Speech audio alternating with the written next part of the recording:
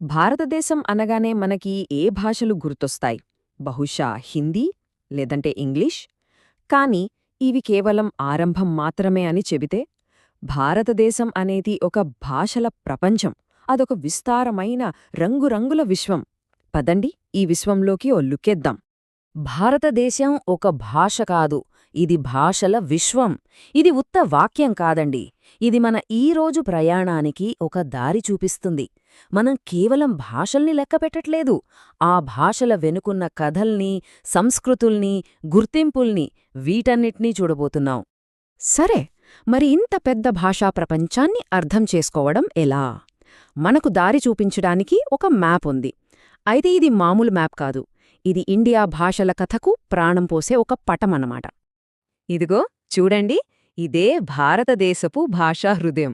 ప్రతి రంగు ఒక కొత్త భాష, ఒక కొత్త ప్రపంచం, ఒక రంగుల పేలుడులా ఉంది కదా. మన దేశం ఎంత వైవిధ్యమైందో ఒక్క చూపులో చెప్పేస్తోంది.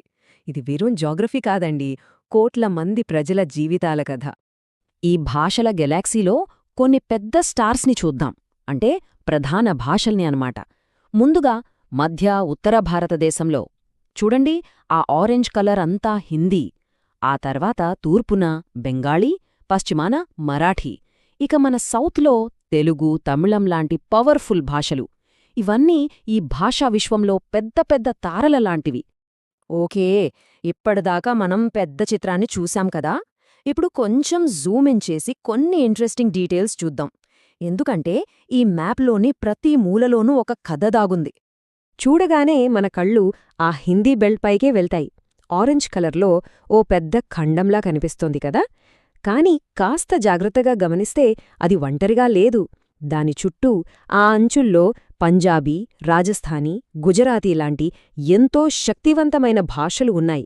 ప్రతిదానికి దాని సొంత గుర్తింపు ఉంది. అంటే ఇదొక భాషా సామ్రాజ్యం కాదు, అదొక సజీవమైన, కళకళలాడే ఇరుగు పొరుగు ప్రాంతమన్నమాట. సరే, ఇప్పుడు నార్త్ నుండి సౌత్కి వెళ్దాం. ఇక్కడికి రాగానే భాషా స్వరూపం మొత్తం మారిపోతుంది. ఇక్కడ మనం ద్రావిడ భాషా కుటుంబంలోకి అడుగుపెడతాం. అంటే తమిళం, తెలుగు, కన్నడ, మలయాళం. మ్యాప్లో చూడండి వాటి బార్డర్స్ ఎంత క్లియర్గా ఉన్నాయో. ఇది వాటి లోతైన చారిత్రక మూలాలను చూపిస్తుంది. ఇప్పుడు దేశంలోని మిగతా పెద్ద భాషా ప్రాంతాలతో పోలిస్తే ఒకసారి మన ఈశాన్య రాష్ట్రాల వైపు చూడండి. ఇది భాషల యొక్క ఒక అద్భుతమైన కలబోత. చాలా చిన్న ఏరియాలోనే అస్సామీ, బోడో, మీజో ఇలా లెక్కలేనన్ని భాషలు కలిసి ఉంటాయి. ఇది నిజంగా ఒక భాషా ఖండంలాంటిది. సరే, మనం ఈ మ్యాప్ని చూశాం. రకరకాల రంగుల్ని, ప్రాంతాల్ని గమనించాం.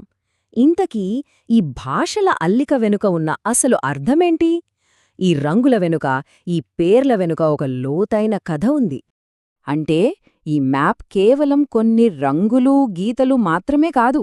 ఇది మన దేశ సాంస్కృతిక, రాజకీయ నిర్మాణాన్ని అర్థం చేసుకోవడానికి ఒక తాళంచెవిలాంటిది. ఇదెందుకంత ముఖ్యమో ఇప్పుడు చూద్దాం. ఇది చాలా చాలా ముఖ్యమైన పాయింట్. మన భారతదేశంలో ఒకరు మాట్లాడే భాష వాళ్ల మూలాల్ని, సంస్కృతిని, చరిత్రని అన్నింటినీ తెలియజేస్తుంది. అది కేవలం మాటల కోసం వాడే సాధనం కాదు, అంతకంటే చాలా ఎక్కువ.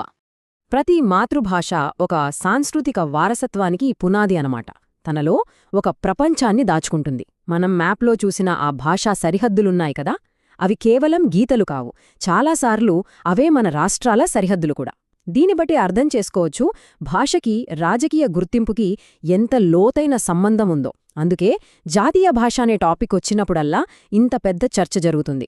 కాని చివరికి ఈ భాషా వైవిధ్యమే మన దేశానికి అస్సలైన బలం. భిన్నత్వంలో ఐకత్వానికి ఇంతకంటే గొప్ప ఉదాహరణ ఏముంటుంది? 22. ఇది అఫీషియల్ నంబర్.